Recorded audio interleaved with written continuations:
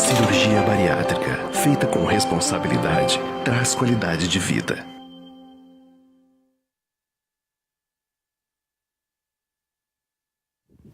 Olá, boa noite. Sou o Dr. Gustavo Quadras, vou ser o mediador essa noite do Bari Live. Então, lembrando a vocês, o Bari Live é um programa exibido aqui pela Sociedade Brasileira de Cirurgia Bariátrica e Metabólica, todas as terças-feiras, às 20 horas até às 21 horas. E o tema de hoje será a importância da avaliação clínica e da enfermagem no pré e no pós-operatório da cirurgia bariátrica.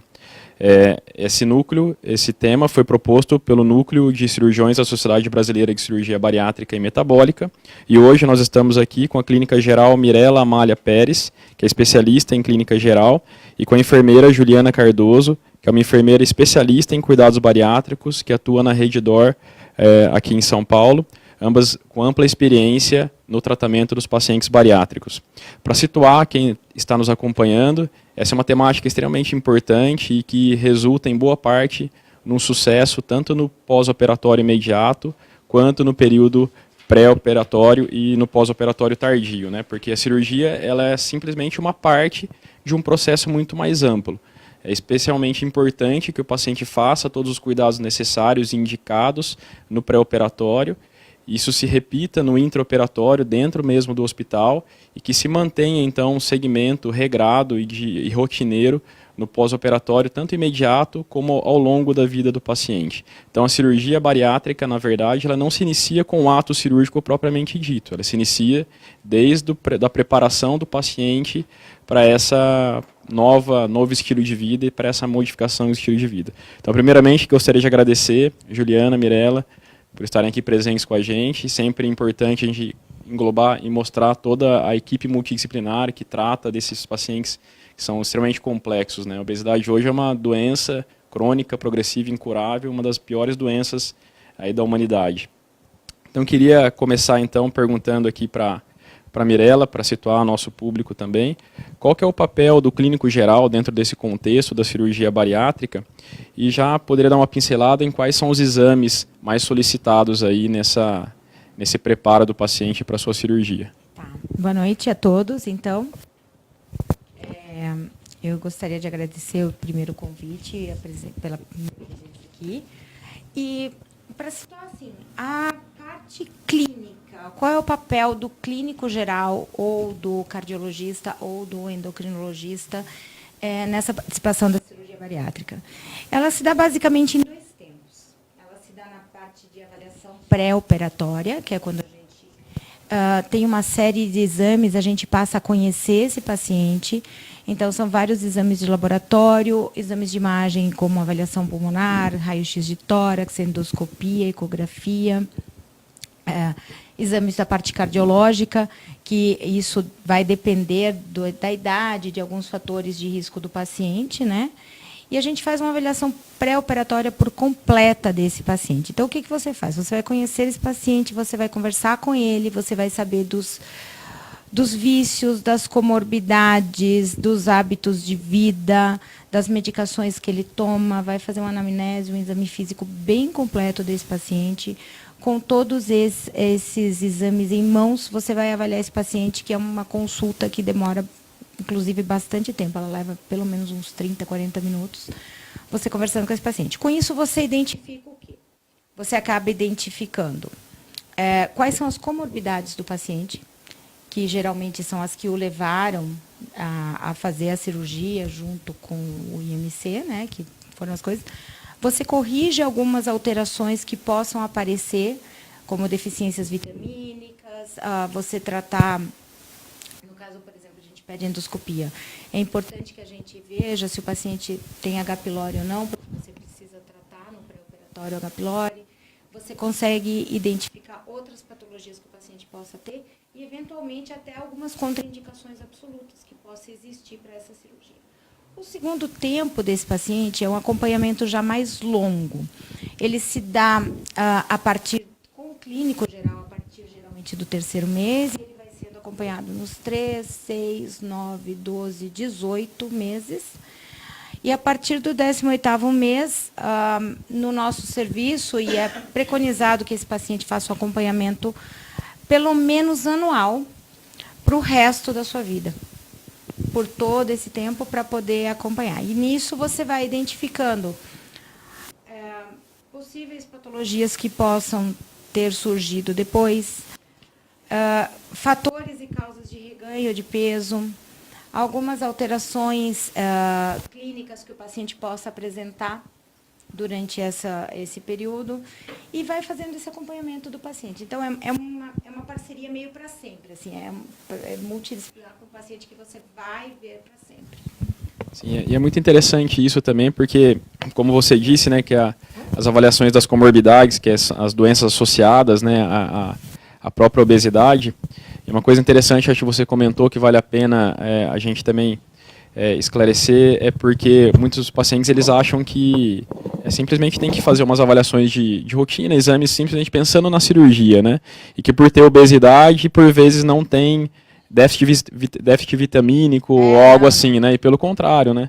Não, é muito comum a gente encontrar paciente, o famoso obeso desnutrido, né? O paciente geralmente é obeso por um erro alimentar. Então, é muito frequente a gente encontrar o obeso desnutrido, e a gente tem que fazer essas correções antes, já orientar esse paciente. Tem diversas coisas, às vezes o paciente, não, mas eu tenho diabetes, eu vou fazer a cirurgia, eu vou me cuidar, vou me tratar, então não preciso me cuidar agora. Não, mas você não vai poder ir para a mesa cirúrgica com 400 de glicemia, né? Você vai ter que corrigir isso, e o paciente tem que estar rígido, ou pelo menos bem controlado, para poder ir para o procedimento cirúrgico em si, né? Então, essa é uma coisa bem importante, o pré-operatório, e é um momento em que você cria esse vínculo com o paciente. Eu acho que é um momento super importante, porque como é um paciente que você vai acompanhar por um longo período, ele tem que fidelizar no teu serviço, você vai criar esse vínculo com esse paciente, porque ele tem que ter o vínculo, porque ele vai ser o paciente bariátrico é um paciente para sempre do seu serviço. Ele vai estar sempre ao teu lado. Ele vai, volta, ele pode até morar em outra cidade, mas sempre que ele tiver uma dúvida, ele vai ter que ter esse vínculo para poder voltar no teu serviço, para ter essa disponibilidade. Uma coisa que é engraçada, assim, que às vezes a pessoa me pergunta assim, mas o fato de ter um clínico eu acho que chega a ser até mais relaxante para o cirurgião, porque ele tem uma pessoa que mantém esse vínculo com o paciente, e ele, ao mesmo tempo, ele tem o tempo de se dedicar à função dele mesmo, que é a parte técnica cirúrgica, toda a parte de cirurgia em si, tendo esse apoio do clínico que pode acompanhá-lo junto. Sim, cada um tem a sua função dentro da equipe multidisciplinar, né? Lembrando que quem está nos acompanhando pode ir enviando as perguntas. Normalmente são várias, a gente não consegue responder a todas, mas sempre que possível, e todas as perguntas, o máximo de perguntas, nós vamos tentar responder aqui. Juliana, e qual que é o papel, então, da enfermagem dentro desse contexto de pré- e pós-operatório imediato? E como é que é, mais ou menos, essa rotina de receber o paciente pós-cirúrgico? Boa noite. Primeiramente, obrigada pelo convite, e é um prazer estar aqui com vocês. A enfermagem ela é o único profissional que ele atua 24 horas com o paciente. Então, nós temos que ter todo o cuidado e todo o planejamento do cuidado do início quando ele entra na internação, quando ele vem conosco no consultório. Em algumas unidades, eles acabam fazendo o pré-operatório como consulta de enfermagem. Então, temos alguns centros de cirurgia bariátrica que tem a consulta de enfermagem. Em outros, ela passa a ser apenas como pré-operatório dentro da unidade do hospital. Nesse momento, eu vou avaliar o paciente como um todo, eu vou fazer o acolhimento. Então, a enfermagem, ela já passa a ser o principal como acolhimento. Então, nós vamos acolher esse paciente na unidade de internação, fazer toda a verificação desse paciente, como anamnese, exame físico completo, ver todos os fatores físicos, barreiras. Eu preciso identificar todas as barreiras desse paciente para poder ter um cuidado específico. O que nós precisamos fazer é ter um cuidado centrado nesse paciente. O paciente, ele no pré-operatório, no intraoperatório como um todo, eu tenho que ter um cuidado preparado para esse paciente, como esse planejamento educacional. O paciente, às vezes, eles chegam na unidade com dúvidas, com receios, enfim, que a gente vai falar logo mais, mas eles acabam tendo um pouquinho de medo, muitas vezes. Então, a enfermagem, de uma maneira clara, objetiva, mas assim, sendo uma conversa um pouco informal com esse paciente, vai tentar amenizar um pouco essa dor, amenizar um pouco esse medo, esse receio de ir ao centro cirúrgico. É o medo do desconhecido, na verdade. Fazemos a anamnese do paciente, esse paciente é recebido, feito todos os sinais vitais, vendo se tem alteração ou não, antes da avaliação anestésica desse paciente. Feito todo o checklist de cirurgia segura, então nós vamos identificar todo o processo e o cuidado antes dele ir aos centros operatórios, se tem alguma intercorrência antes de ir, que já tem uma barreira logo no início, qualquer problema que esse paciente possa vir a ter de pré-operatório, então se ele tem alguma comorbidade, algo que possa implicar da deambulação desse paciente, o que eu tenho que modificar naquele quarto, o que eu tenho que ter de cuidado a mais específico, fazer um planejamento educacional, um planejamento do cuidado centrado unicamente naquele paciente, no pré-operatório e no intraoperatório como um todo. O que no pré-operatório eu tenho que ter um pouco de cuidado, vamos dizer assim, é que cada paciente ele tem um cirurgião e cada cirurgião tem seu cuidado. Então, o cuidado é centrado realmente baseado em todos os conceitos de técnica que ele está fazendo, a técnica cirúrgica, seja por robótica, seja por vídeo, ou seja cirurgia aberta, e aí sim eu vou determinar todos os cuidados dele. Sim, é importantíssimo isso, porque acho que já deu para perceber a complexidade que é para você preparar um paciente para uma cirurgia, né? E antes tinha-se esse conceito, muitos pacientes hoje ainda têm um certo preconceito, um certo medo da cirurgia bariátrica, e por vezes nem buscam a opção da cirurgia bariátrica, nem vão ao consultório conversar sobre a cirurgia, porque ouviram a vizinha, ouviram alguém falar que teve algum problema relacionado à cirurgia, que a cirurgia é muito perigosa, a anestesia é muito perigosa, e a gente sabe que mais ou menos apenas 1% dos pacientes conseguem efetivamente realizar o tratamento cirúrgico, né? E a cirurgia bariátrica nada mais é do que o melhor tratamento com maior efetividade para esse grau de doença específico, né? Não o paciente com qualquer grau de obesidade. Então é importante essa mensagem, e eu queria que a Juliana também comentasse, esclarecesse também, toda essa questão para o paciente entender. Então a Mirella já fez toda aquela avaliação inicial, para ver se está tudo ok para o paciente, para ele ir numa condição melhor para o centro cirúrgico, e depois que ainda marca o centro cirúrgico, ainda faz todo um checklist, né? Isso é toda uma avaliação que são feitas sobre protocolo do paciente, a ficha do paciente, se é o paciente correto, a cirurgia correta, a sala correta, cirurgião correto. E a enfermagem tem um papel extremamente fundamental com relação a essa parte de o paciente caminhar precocemente, né? Porque antes as cirurgias demoravam, muita dor o paciente tinha, né? Então como é que você vê hoje na parte prática, até para a gente deixar explicitado para o pessoal, como é que você vê assim, porque hoje as cirurgias são por robô, laparoscopia, a recuperação ela é bem mais tranquila, né? E as complicações elas são cada vez mais reduzidas quanto mais precocemente a gente orienta os pacientes a começar a deambulação. Isso é fundamental, que a enfermagem que vai atuar nessa parte. O cirurgião, uma hora dessa, já está em outra cirurgia, já está fazendo outra coisa, né? O principal é você colocar o paciente como o próprio cuidador. Então, o paciente ele tem que entender o que está acontecendo com ele tem que fazer parte do processo educacional. Ele tem que ser a pessoa-chave. O paciente, você tem que colocar o paciente de uma maneira com que ele entenda tudo o que vai acontecer com ele, no começo, no meio e no plano de saída do hospital, no plano de alta. Ele vai participar do processo educacional dele e ele vai fazer ele vai ser um paciente diferenciado a partir do momento que ele sabe tudo o que vai acontecer com ele. Então, logo no início, você já começa a explicar para o paciente todo o procedimento. Quando você diz quando a gente fala de checklist de cirurgia segura, a gente está fazendo um cuidado em segurança do paciente.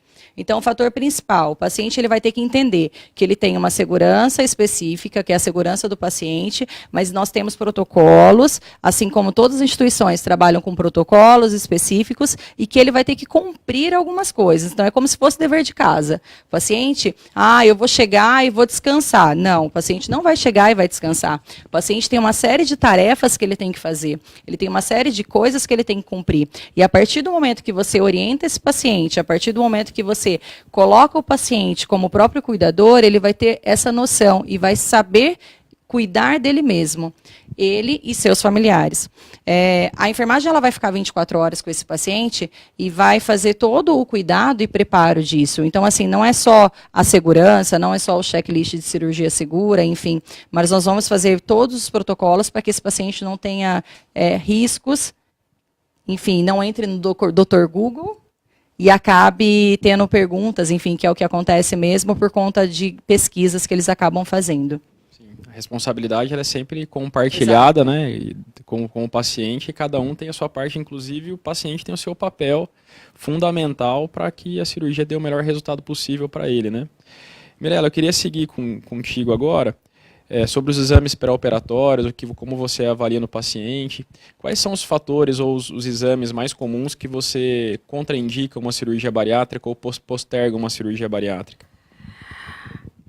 Então, os exames pré-operatórios são vários, né? Uma lista bem extensa de exames pré-operatórios de laboratório, que passam desde hemograma até o perfil vitamínico, para ver o fígado desse paciente, a gente vê a função renal, vê todas as funções. E, dentre estas coisas, a gente também pede todas as sorologias, pede beta-HCG, é muito importante isso, pedir ter certeza de que a paciente não está gestante, pré-cirúrgico, ou esse tipo de coisa.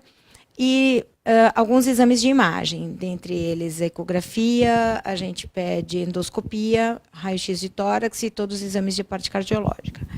São raríssimas as patologias que efetivamente contraindicam a cirurgia bariátrica em si, né? Geralmente estão relacionadas assim, são varizes esofágicas ou hepatopatias graves, problemas graves do fígado e presença de varizes esofágicas, porque isso aumenta muito o risco de sangramento. A gente, às vezes, posterga a cirurgia no sentido de pacientes com... É contraindicado em paciente com avaliação de risco anestésico asa 4, né, a partir de asa 4, paciente que tem um risco anestésico muito alto, não tem uma relação custo-benefício que não valeria a pena fazer essa cirurgia. Outra coisa que contraindicaria a cirurgia são vícios, dentre eles álcool e drogas, que não estejam controlados. Pacientes em acompanhamento psiquiátrico, que tiveram algum tipo de problema com esses vícios, que estão totalmente controlados e que vão manter o acompanhamento psiquiátrico, eles não têm uma contraindicação absoluta da cirurgia em si. Assim como os pacientes que têm patologias psiquiátricas que estão sob controles, isso não quer dizer uma contraindicação absoluta. Esses pacientes só têm que ter um cuidado a mais de manter esse acompanhamento. A gente tem que ficar sempre de olho, tem que ver como vai partir. Mas, assim, vícios não controlados, ou seja, pacientes que usam drogas ou bebida alcoólica de forma abusiva e que não tem nenhum tipo de tratamento, está contraindicado, né? Algumas condições como hiperaldosteronismo, que a gente acaba contraindicando, mas se não... a principal contraindicação seria que o paciente não conseguisse fazer o cuidado dele mesmo. São pacientes com déficit cognitivo tão severo que não conseguissem entender o que significa a cirurgia e os cuidados que eles têm que ter com a cirurgia e que não tenham o suporte familiar para poder fazer esse acompanhamento. E quando ele chega para vocês, para a Juliana lá no hospital e para a Mirela também no pré-operatório, quais são as principais dúvidas, receios dos pacientes nesse momento? O que vocês notam mais? O paciente ele tem medo do desconhecido, né? Então ele já vem com algumas dúvidas, mas porém com aquela incerteza de que vai dar certo. Será que vai dar certo essa cirurgia?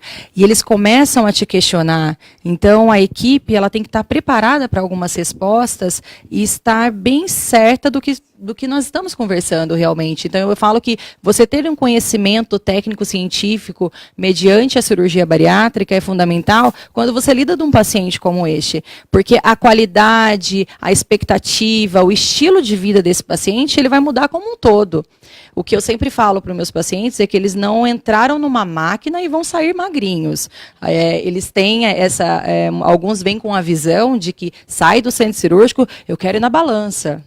sabe? Então, pelo contrário, seu peso vai aumentar, você vai estar edemaciado, você está recebendo eletrólito, soroterapia, então o seu peso ele vai estar diferenciado também. Então, você não entrou numa máquina e não vai emagrecer naquele momento. Mas essa parte de acolhimento que nós temos que ter com o paciente e tentar minimizar um pouco daquele receio, daquele medo e tentar segurar um pouco, porque eles acabam chegando um pouco eufóricos, Juliana, o que vai acontecer? Vai ser isso, vai ser aquilo? Às vezes te questionam algumas coisas que você tem que estar preparado também para responder. Olha, você já teve óbito, você já teve complicação, você já teve isso ou aquilo. Então, algumas dúvidas que vão surgindo, porque o medo, talvez o medo de morrer, que é isso de qualquer paciente, mas não só de uma cirurgia bariátrica, qualquer cirurgia que a gente vai fazer, qualquer procedimento. Mas é que vão surgindo muitas pesquisas e acabam nos prendendo um pouquinho, mas é ter um jogo de cintura e saber lidar perfeitamente com cada questionamento que vai vir aí. Eles têm muito essa dúvida, né? Eles vêm muito com essa dúvida vai dar certo a cirurgia? Será que eu vou conseguir emagrecer? Eu vou morrer na anestesia, né? Isso é muito comum. Os pacientes têm muito medo de morrer na anestesia, né? É uma coisa que é um mito assim sobre o coisa. Eles ficam muito ansiosos também em relação à mudança de hábito de vida. Muitos deles realmente acreditam que vai ser uma coisa mágica, assim, que você vai parar, vai fazer a cirurgia e que aquilo vai resolver todos os seus problemas. E que, na realidade, não, é uma participação em conjunto, é uma participação dele. Eu sempre digo, olha, é um tempo que você tem para você se adaptar e mudar seus hábitos de vida, porque passado um determinado tempo, porque a pessoa acha que ela vai ficar restrita e não vai conseguir comer durante muitos anos, né? Eu nunca mais vou conseguir comer isso. Não, passado um determinado tempo, a pessoa volta a ter uma alimentação normal, mas é uma alimentação normal. A alimentação que ela vinha tendo até agora não era normal. E eu sempre deixo bem claro, assim, não, porque aí eu não vou mais, nunca mais vou conseguir comer carne, não vou passar. Não, vai passar, tudo que você for comer, você vai mudar alguns gostos, alguns hábitos alimentares, mas provavelmente você vai conseguir deglutir tudo, não vai ter dificuldade nenhuma em comer. E se você passar, por exemplo, a tomar leite condensado todos os dias, você vai voltar a reganhar peso. Então, assim, eles têm esse pensamento mágico, às vezes, que a gente precisa desconstruir um pouco e dizer que é uma parceria e que é uma coisa em conjunto e que é uma mudança para sempre, é uma mudança de hábito de vida que a gente vai ter que continuar acompanhando sempre, porque a gente operou o estômago e não operou a cabeça, né? Isso que eu ia comentar, sempre, tudo que a gente passa em todos os body lives, vários especialistas para cuidar do paciente, isso é uma parte, é 50% do processo. Todo mundo que está envolvido nisso é 50% do processo, né? Outra metade do processo é realmente o paciente entender que ele está de frente de uma doença mesmo, que é a obesidade, e como uma doença crônica vai depender dele para que ele consiga o controle dessa doença o máximo de tempo possível, né? E realmente não é uma cirurgia cerebral, né? O paciente que nunca gostou de ir numa academia, por exemplo, não vai passar passar em frente à academia e falar, nossa, mas não vejo a hora de entrar nessa academia, né? Isso não vai acontecer. Isso depende realmente de determinação do paciente, do entendimento dessa necessidade, né? E a modificação de estilo de vida, hábito alimentar, atividade física regular, ela seria para quem tem obesidade a mesma coisa que cortar o açúcar para o diabético ou controlar a ingestão de sal para o hipertenso, né? Isso não é uma garantia, mas sem isso, dificilmente ele vai conseguir os objetivos, principalmente a longo prazo, né? Eu queria abrir um pouquinho para quem está nos acompanhando. A Célia Menezes aqui, primeiro, muito obrigado pela participação, Célia. Ela já faz uma pergunta aqui, um questionamento interessante, que acho que está se repetindo de algumas pessoas. Ela diz que ela fez uma cirurgia bariátrica, não relatou aqui qual, há 15 anos. E há 4 anos ela começou um tratamento por esclerose múltipla e ela ganhou peso. E o que ela poderia fazer? Falou que engordou 24 quilos, não sei mais o que fazer, que ela está adquirindo obesidade de novo. O que você recomendaria, Mirela, primeiramente? Então, primeiramente, assim, provavelmente para esse tratamento, ela está fazendo tratamento por esclerose, e pode ser que nesse meio desse caminho, entre as coisas, ela tenha usado corticoide ou alguma medicação que aumente mesmo o peso, né? Mas, de qualquer maneira, assim, com o passar dos anos, foram 15 anos, já passou bastante tempo, né? A gente vai passando o tempo, metabolicamente, você vai mudando. De qualquer maneira, você tem um pouco de reganho, mas não é para ter tanto. É importante que ela veja se ela vinha fazendo esse acompanhamento já, junto com a equipe com que fez a cirurgia dela, porque seria interessante que ela retornasse na equipe que fez a cirurgia para poder fazer o acompanhamento junto com a nutricionista, rever quais são as opções que a gente tem para poder fazer um controle desse peso. Se ela está fazendo alguma atividade, eu não sei até que grau ela pode ou não, com o tratamento da doença dela, fazer alguma atividade física, mas alguma coisa ela pode estar fazendo, né, para poder acompanhar esse reganho, mas principalmente acompanhar junto com a sua nutricionista, junto com o seu médico, com a sua equipe, para a gente rever, avaliar, né? Essa equipe tem que reavaliar esse paciente e ver quais são os fatores modificáveis, respeitando o tratamento da outra doença que ela tem, né? Da outra patologia, para a gente poder fazer uma coisa em conjunto, né? Uma coisa É sério, então a primeira coisa é realmente assim, voltar com a equipe multidisciplinar, com a equipe que fez a cirurgia contigo, né? E conversar dentro das suas limitações, da esclerose, o seu tratamento, enfim. Conversar aí as duas equipes para tentar corrigir eventuais erros ou eventuais coisas que possam ser corrigidas. A Ana Santos ela já emenda também na sua área, Mirela, sobre o preparo pré-operatório. Não sei o índice de massa corporal, mas ela diz que ela tem 103 quilos e hipertiroidismo. Quanto tempo ela levaria para fazer essa cirurgia? Depende da altura. Eu achei quanto tempo com relação a se o hipertiroidismo contraindicaria a cirurgia. Não, o hipertiroidismo não creio. Uma vez controlado, ele não contraindica a cirurgia, tá? Ela deve estar acompanhando, é claro. Ela precisa fazer o acompanhamento com o endócrino, precisa fazer o controle desse hipertiroidismo para ir para a mesa cirúrgica, mas não é uma contraindicação. Né? E uma vez fazendo a cirurgia, inclusive eu acho que vai ficar até mais fácil ela fazer o controle do hipertiroidismo dela. Ela falou hiper, né? Hiper. Isso. Fazer o controle desse hipertiroidismo dela para poder acompanhar junto com o endócrino. Mas não é uma contraindicação, ela pode fazer sem problema nenhum. Não é uma comorbidade que seria indicativa de fazer a cirurgia. Teria que ver o MC dela. Pelo hipertiroidismo não melhora nem piora a cirurgia. Não seria né? Não teria uma relação. No entanto, eu acho que assim não teria prejuízo também. Acredito que ela até se beneficiaria na melhora para o controle do tratamento. Ok. A Lloyd Matos, ela diz aqui pra gente boa noite, queridos. Boa noite, Lloyd. Obrigado por estar nos acompanhando. E ela faz aqui mais um depoimento, né? Ela diz que fez cirurgia bariátrica há 9 anos, engordou 10 quilos após ter o peso estabilizado. Depois ela voltou na reeducação alimentar, ficou focada na reeducação alimentar, perdeu 7 quilos já. E ela que conclui que bariátrica não faz milagre, é uma ferramenta que ajuda no processo da mudança de vida. Mas ela faria de novo com toda certeza. É isso aí, essa é a mensagem, né? A cirurgia bariátrica não é um milagre em ninguém. Na verdade, é um tratamento para uma doença que naquela condição que teve essa indicação, é uma doença que está num período mais grave, digamos assim, num período mais severo. E não é um bicho de 7 cabeças, como vocês podem acompanhar aqui, são índices de complicações baixos. Claro que todo procedimento médico, hospitalar, existem riscos, né? Mas os riscos são muito baixos. Eu acho que dá para se dizer que o risco de se manter com a doença obesidade é potencialmente muito maior do que o risco propriamente dito do procedimento, né?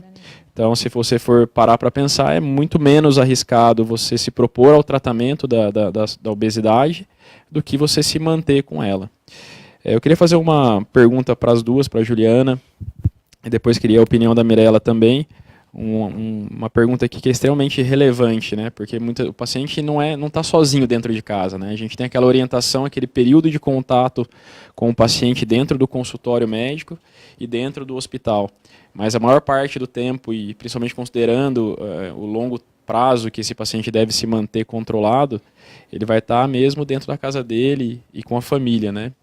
E até que ponto vocês veem o apoio da família como primordial para o resultado da cirurgia? A família ela tem que participar desde o começo na decisão do paciente. Se a família não está com o paciente, ao lado do paciente, pode ter certeza que todo o preparo e todo o pós-operatório vai ser muito mais difícil. ele tendo a família do lado, ele pode ter certeza que todo o processo que vai acontecer com ele vai ser de uma maneira significativa e totalmente diferente. Para começar, o paciente, quando ele vem para a internação, ele precisa de ter um acompanhante. E esse acompanhante ele vai ficar com ele durante todas as 24 horas. É esse acompanhante que vai ajudar no início da dieta, é esse acompanhante que vai ajudar, junto com a fisioterapeuta, a deambulação desse paciente, é esse acompanhante que vai chamar e solicitar a enfermagem sempre que necessário, mas o acompanhante é que vai dar todo o suporte para esse paciente, no pré, no pós e na alta desse paciente. E durante todo o processo que ele vai estar em casa. Seja o marido, seja o pai, seja mãe, seja irmão, é aquele acompanhante que precisa realmente para ter o lado positivo. Se você for um acompanhante de cirurgia bariátrica que só vê o lado negativo, é melhor nem ir. Tá? Então, você tem que ir para o hospital e você tem que estar ao lado desse paciente, já é difícil psicologicamente estar nessa posição que o paciente está, com toda a modificação de estilo de vida dele. Mas ter um acompanhante que está negativando as coisas para você, aí não dá. Então, você tem que ter um acompanhante que saiba de tudo também que vai acontecer. Então, assim, a enfermagem, por exemplo, quando o paciente vai para a cirurgia, o acompanhante ele fica, o familiar ele fica, mas sempre está indo no posto de enfermagem e perguntar, olha, eu queria saber do meu filho, olha, eu queria saber do meu marido, do meu pai, enfim. Eles sempre querem notícias. E a gente acaba não cuidando só do paciente, a gente acaba cuidando também da família, porque não tem muito jeito. Então a enfermagem ela vai ficando com todo o processo, família, paciente e todos que estão ali. Porque o questionamento vai ser de um e de outro, acaba sendo de ambos. Mas o cuidado centrado no paciente, a gente precisa de todos para poder estar fazendo de uma melhor maneira possível. Sim, o acompanhante está lá na função de ajudar, né? Não pode dar mais trabalho do que o próprio paciente, né? Mas nem sempre isso acontece. Nem sempre isso acontece. O acompanhante acaba ficando nervoso, e a gente entende, né? O paciente, claro. O acompanhante, uma situação nova para ele também, né? Porque o acompanhante também pesquisa.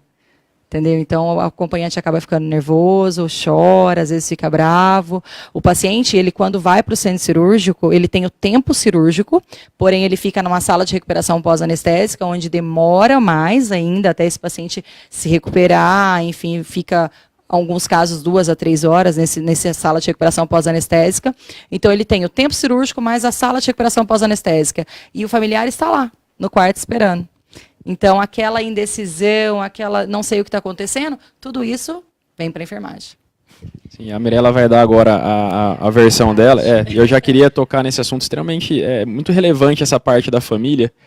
E até nas consultas, às vezes a gente vê que o paciente, às vezes ele tem aquela ideia assim, eu vou fazer, não quero incomodar ninguém e tal, e às vezes vai na consulta sozinho, faz todos os exames, aí no dia da cirurgia ele, quem que pode ficar aqui comigo lá? Porque o pessoal obriga lá no hospital, se eu não levar ninguém, eles não vão me deixar entrar.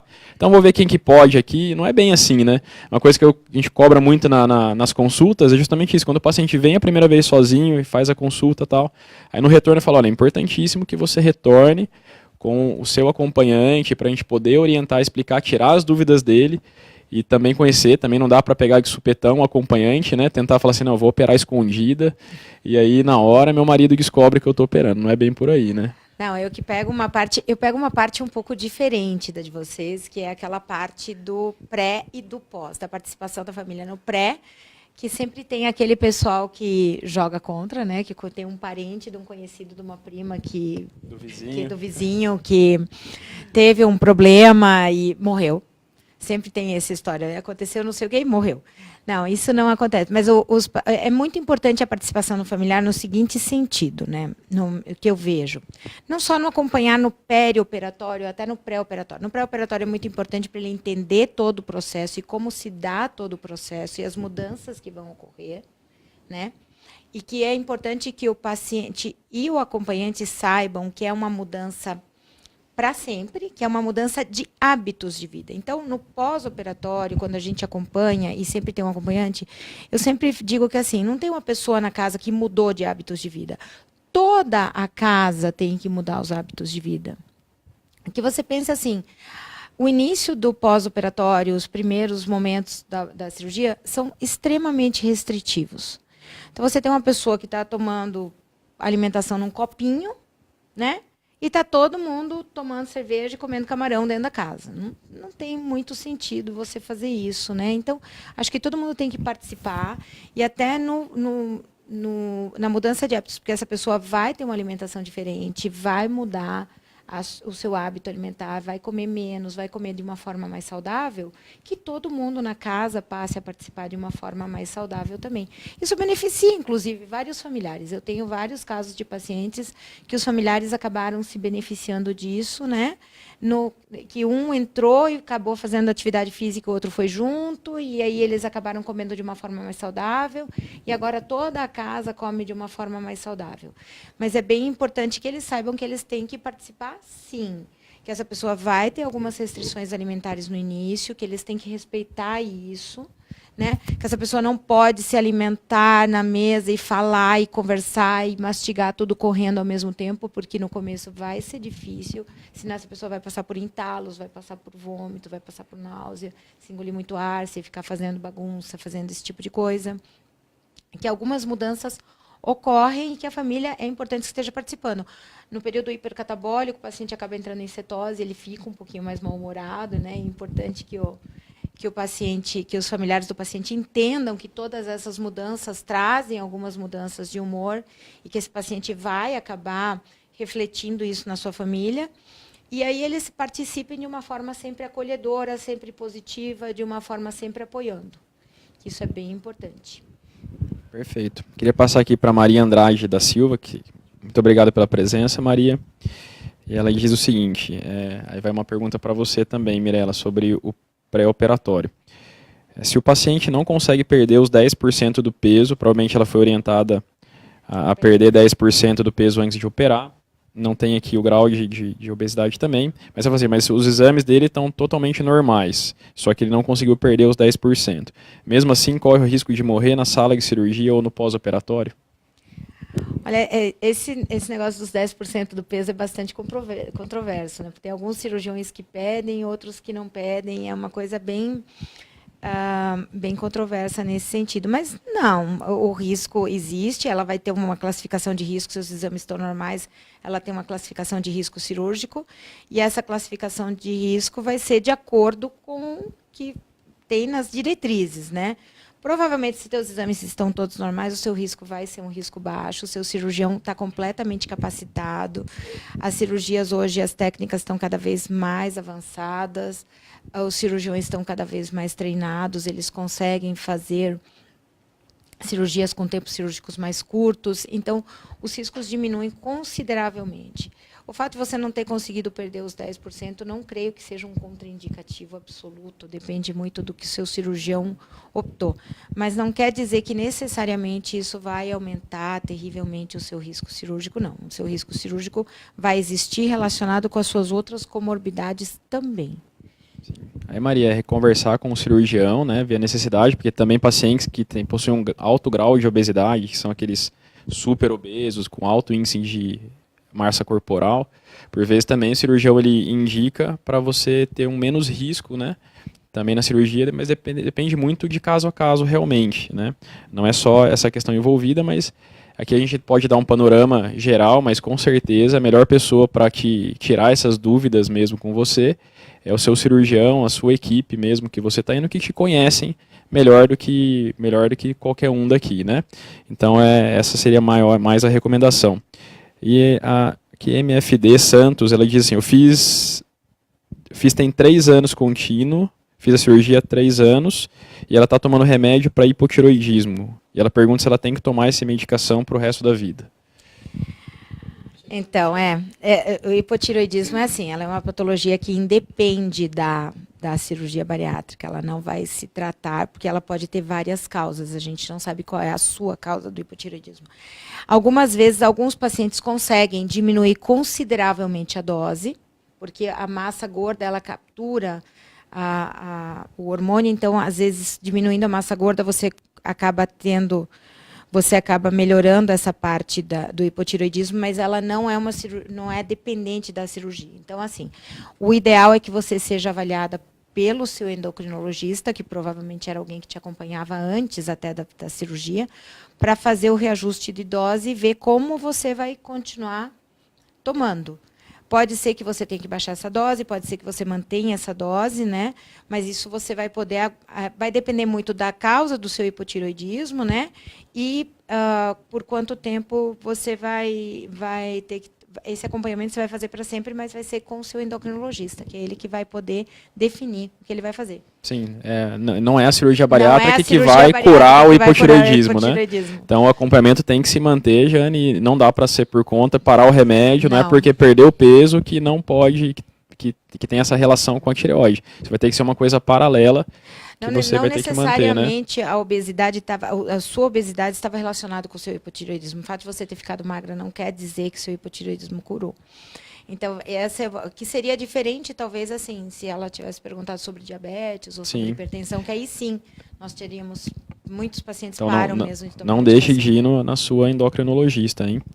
A Jane Prado aqui, ela resume tudo isso que a gente está falando do pré-operatório, da importância aí na avaliação pré-operatória, Mirella. Ela diz o seguinte: a minha avaliação pré foi fundamental, porque o meu pós, ela já sabia tudo o que tinha que fazer, já entrou, foi para a cirurgia consciente, e ela achou normal tudo o que aconteceu, fez todas as orientações da equipe multidisciplinar e foi um pós muito tranquilo. Acho que isso resume tudo. E agora vem um assunto interessante para a Juliana, que está ali quietinha no canto ali. Agora vem o Claudio Honor Gilmar Guidoni. Obrigado, Claudio Honor, que está nos acompanhando.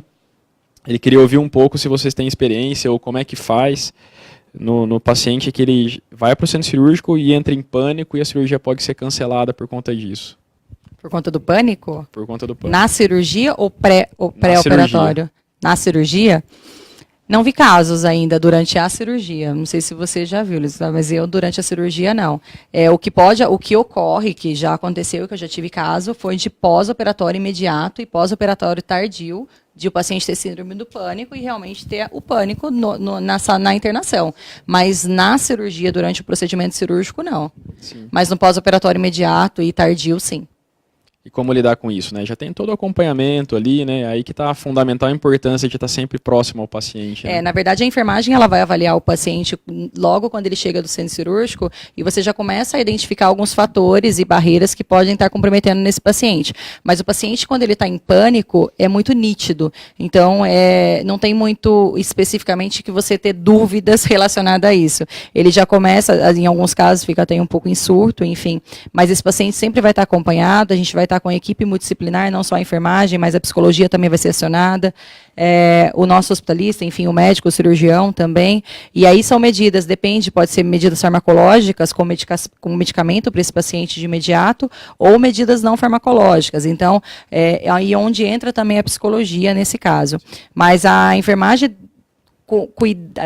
ela tenta se cuidar um pouco de não tirar esse paciente do quarto. Então, assim, ele fica realmente no leito. Não é que ele vai ficar restrito no leito. Depende muito de como está o período de agitação desse paciente.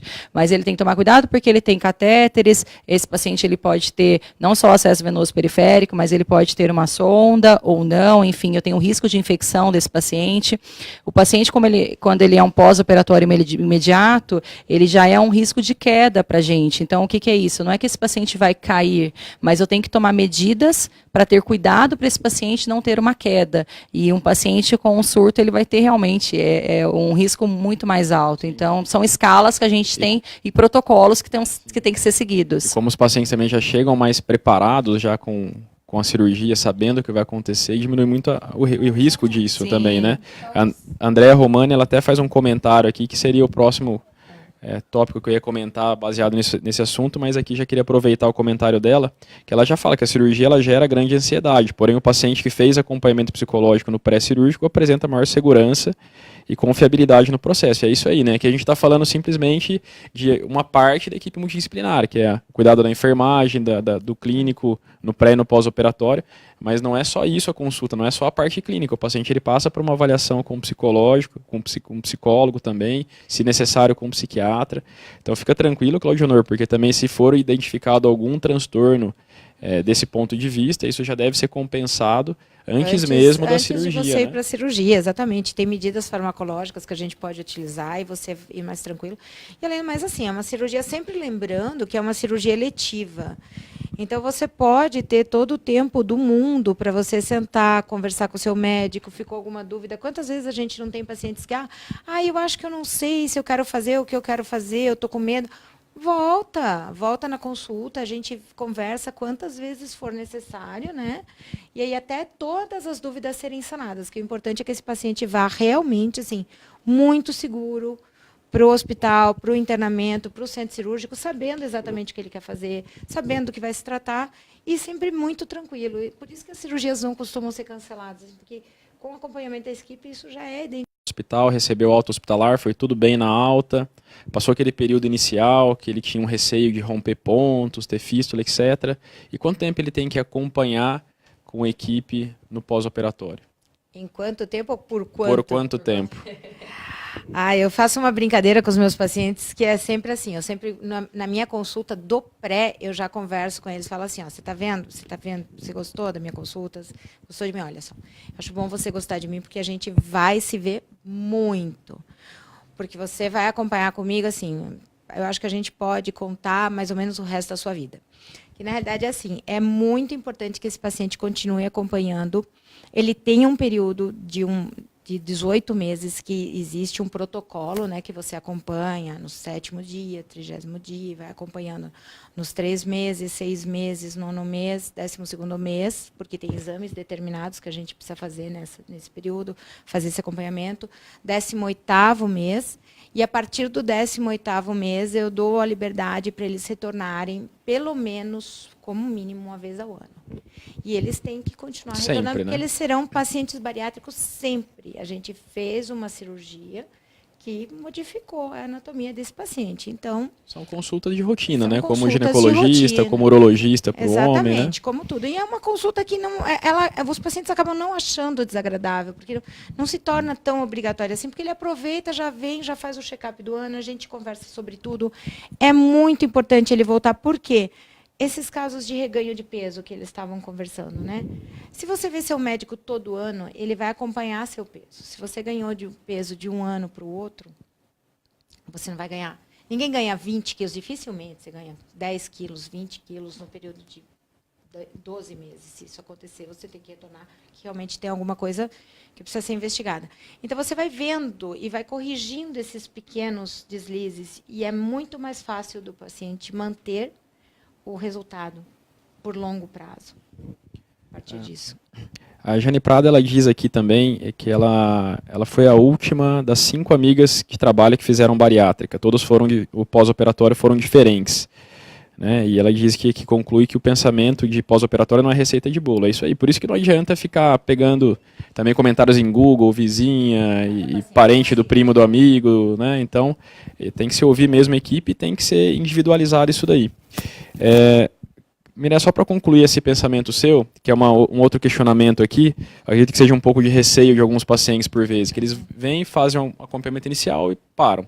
Depois de 5 anos, 10 anos, eles mudaram de cidade, ou até estão na mesma cidade, mas ficam com medo de voltar na equipe. Eles podem voltar na equipe, mesmo que quiser se desgarrar? Devem, isso é muito comum. Isso é uma coisa que eu vejo o tempo todo, tipo assim, mas aí eu não voltei mais, daí eu engordei um pouco, daí eu fiquei com medo que o doutor vai me dar uma bronca porque aconteceu isso e porque eu não quero voltar, porque eu estou com vergonha e tal.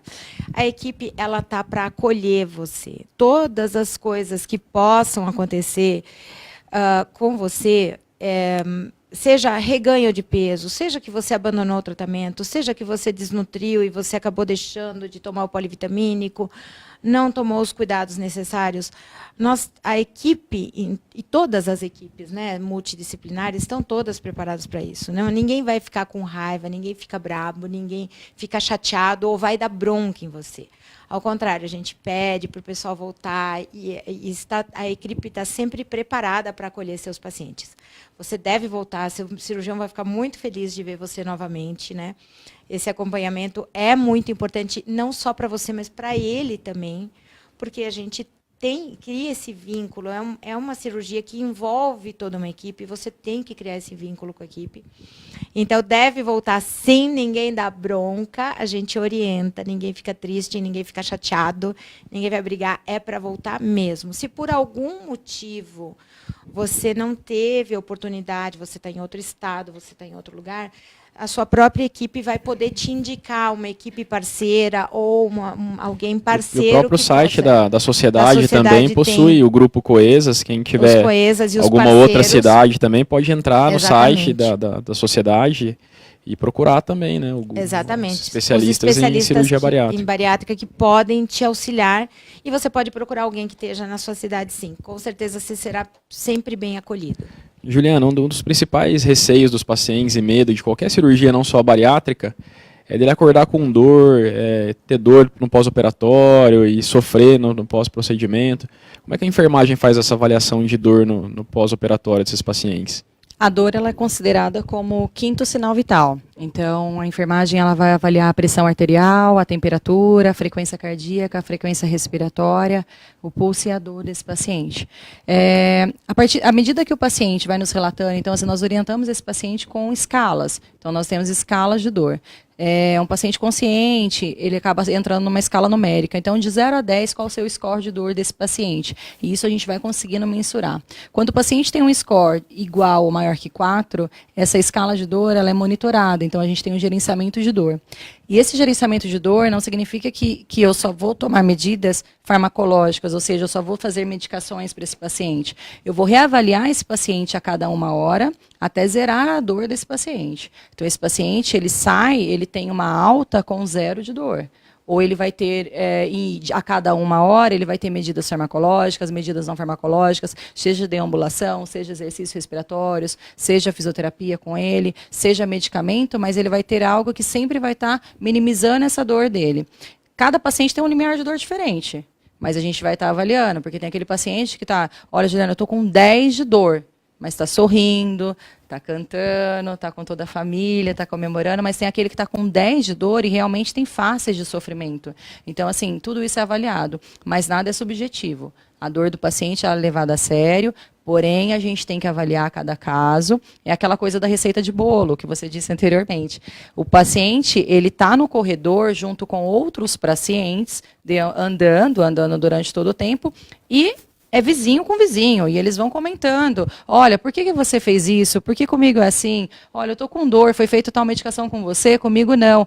E isso é 24 horas. Então, assim, tem aqueles pacientes que andam durante a noite também, e tem aqueles que só durante o dia, mas independente, eles se encontram durante todo o tempo, todo o período do corredor, dessa fase de andar, enfim, e eles acabam questionando, olha, Juliana, por que aquele paciente você fez dessa forma e com outra é uma forma diferente? Eles têm que entender que o cuidado é centrado mesmo no paciente, mas é individualizado. E além de nós termos protocolos, como toda instituição, você trabalha com cirurgiões diferentes. Então, tem cirurgiões que realmente vai deixar medidas diferentes e cuidados e algumas coisas preconizadas já para esse paciente. Tem aquele paciente que tem que andar de imediato, tem aquele paciente que não, ele nunca vai poder deitar na cama, tem aquele paciente que não, que já pode deitar na cama, tem aquele paciente que pode cuspir saliva, tem aquele paciente que tem que cuspir saliva, tem aquele paciente que não tem problema nenhum, pode deglutir a sua saliva. Então, são cuidados diferenciados que a gente vai fazer com cada paciente. Tá? Então, não é receita de bolo nenhuma. Mas, de uma maneira geral, digamos assim, a quantidade de dor que o paciente sente nas cirurgias hoje? Depende muito. Se eu estou falando de uma cirurgia aberta, se eu estou falando de uma cirurgia por vídeo, se eu estou falando de uma cirurgia robótica. E depende da técnica cirúrgica, se foi bypass, se foi sleeve, enfim. Mas, lógico, o paciente ele tem que entender que ele passou por um procedimento, ele fez uma cirurgia, ele não vai chegar do centro cirúrgico, ele não vai chegar da sala de recuperação pós-anestésica com 0 de dor. Ele vai ter um limiar, sim, de dor, e isso vai ser mensurado. Mas 0 de dor é impossível. Ele passou por um procedimento cirúrgico, então ele tem desconforto, ele tem dor, ele tem gases, o abdômen fica super distendido desse paciente, então isso é que gera dor, é onde o paciente tem que ter uma deambulação precoce. À medida conforme vai passando o tempo, que ele vai deambulando, que ele vai andando, e que ele vai tomando as medicações, e que ele vai fazendo todos os cuidados centrados nele, que a gente orientou, aí sim esse score de dor vai diminuindo. Nas 24 horas é onde a gente tem que tomar um pouco mais de cuidado com esse paciente com relação à dor. Ele realmente vai ter. A gente não precisa mentir para o paciente, olha, você não vai ter dor no pós-operatório. Tá? Então, assim, é uma coisa que você fez uma cirurgia, você fez um procedimento, você vai ter dor sim, porém é uma dor suportável, é algo que você vai ter tudo para amenizar essa dor. Você passou por um procedimento cirúrgico, é impossível você não ter dor. E aproveitando o comentário, quando a gente fala sobre a caminhada do paciente começar já dentro do hospital, quando que isso pode já ser realizado e quais são os benefícios dele caminhar aí de maneira mais precoce possível na pós-cirúrgico? Benefício total, na verdade. O benefício para o paciente ter uma deambulação precoce, hoje, é uma das principais que a gente tem que ter no pós-operatório imediato. Ele tem acompanhamento com fisioterapeuta respiratória e motora, mas, porém, esse paciente, quando ele chega do centro cirúrgico, não deve ir para a cama, então, o que a gente tenta fazer com que esse paciente é colocá-lo direto na poltrona ou direto numa cadeira, enfim, depende de cada instituição, mas colocá-lo sentado. Esse paciente, ele precisa tirar aquela camisola cirúrgica, ele precisa colocar um pijama, ele precisa já entender que aquele processo, ele já vai começar a mudar o ambiente. Então, eu não estou mais no centro cirúrgico, já tirei a camisola, já comecei a sentar. Eu dou 30 a 40 minutos para esse paciente, porque são protocolos, isso foram feitos protocolos mediante a isso. Mas 30 a 40 minutos sentado em poltrona, aí ele vai ser avaliado pela enfermagem, ou se a fisioterapeuta já estiver no andar, ela vai avaliar esse paciente também, e aí a gente vai entender se esse paciente pode ou não já estar deambulando, andando no corredor. A primeira volta sempre é conosco, ou com a enfermagem, ou com a fisioterapeuta. E depois, mediante isso, ele já vai começar todo o processo. Ele vai começar a dar voltas no corredor durante todo o dia. Todo o dia. Tem a pausa de descanso, que seja de 30 a 40 minutos, enfim, dependendo de cada equipe, mas a gente dá um descanso de 30 a 40 minutos, faz a volta no corredor, seja de 4 a 6 voltas no corredor, que é um corredor até extenso, depois volta, descansa 30 a 40 minutos novamente. A partir do momento que ele começa a deambular, a partir do momento que ele começa a andar, ele começa a perceber que isso foi melhor para ele. Então, assim, eu não vejo risco para esse paciente, a não ser o risco de queda. E até auxilia na melhora da dor também, exatamente, né? Exatamente. Então, é que a gente entra, assim, em contradição com algumas coisas que o paciente fala, eu estou morrendo de sono, eu queria deitar, eu queria dormir, mas isso vai piorar a condição desse paciente. Então, eu preciso fazer com que ele fique acordado, eu preciso fazer com que esse paciente esteja andando mesmo no corredor, para poder ter uma melhora do quadro clínico e uma melhora da dor. Ele vai estar cheio de gases, o abdômen super distendido, e é isso que vai ajudar durante todo o processo. Durante todo o dia e, se dependendo do cirurgião ou dependendo de cada paciente, durante toda a noite. Perfeito. Só queria voltar rapidamente, que tem bastante pergunta ainda e a gente já está acabando o tempo. Já queria também rapidamente, Mirela, para vocês fazerem as considerações finais também.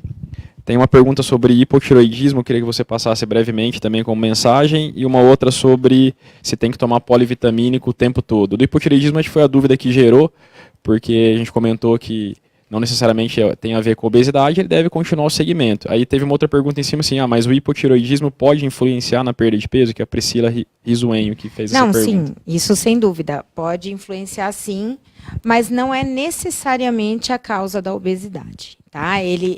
O hipotireoidismo pode causar uma alteração de peso. Geralmente ela causa uma alteração de aumento de peso, mas ela não é a causa desse aumento de peso, não é necessariamente isso. Mas influencia, claro que se você mantiver ele bem controlado, você vai se manter eutrófico e isso vai fazer com que você tenha um peso de acordo com o seu peso que você deveria ter. Mas não é a única causa, é por isso que, inclusive, ela não entraria como um fator modificável. Senão a gente trataria o hipotireoidismo e as pessoas automaticamente emagreceriam. E a maior parte dos pacientes obesos, inclusive, estão mesmo os que são hipotireoideus, continuam com o seu peso acima do peso. O importante é acompanhar depois também, né? O importante é sempre acompanhar depois, porque existem várias causas para você ter hipotireoidismo, diversas causas. Então, não é só esse o fator que vai influenciar. Em relação ao que você me falou do polivitamínico? Sim, você tem que usar polivitamínico o tempo todo. Sim, você tem que tomar o polivitamínico para sempre. A gente preconiza que o polivitamínico seja tomado para sempre, principalmente nas cirurgias que tem desabsorção e na que a gente mais faz hoje, que é o capela, porque Tem toda a série de macronutrientes que a gente não está o tempo todo mensurando e que fazem uma parte muito importante na nutrição desse paciente.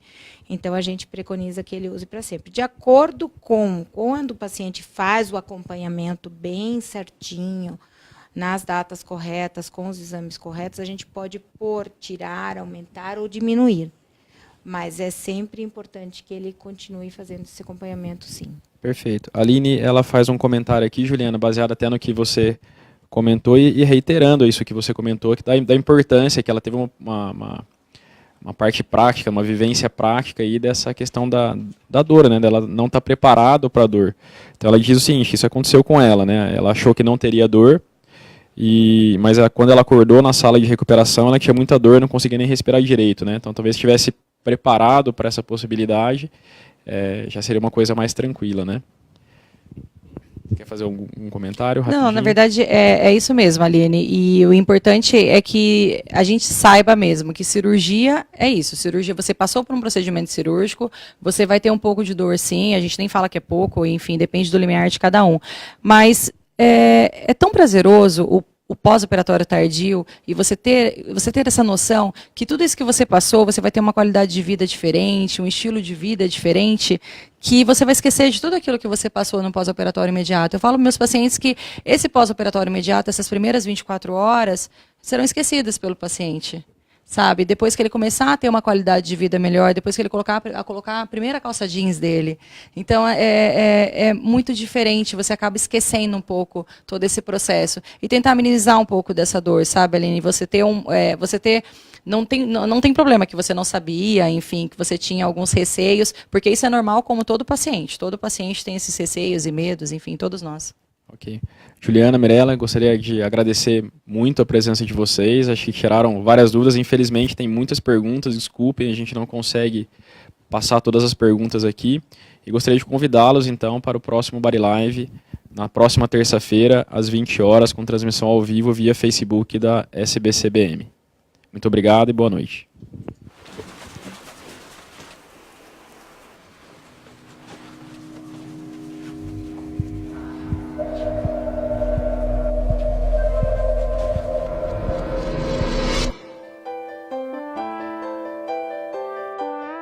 Cirurgia bariátrica, feita com responsabilidade, traz qualidade de vida.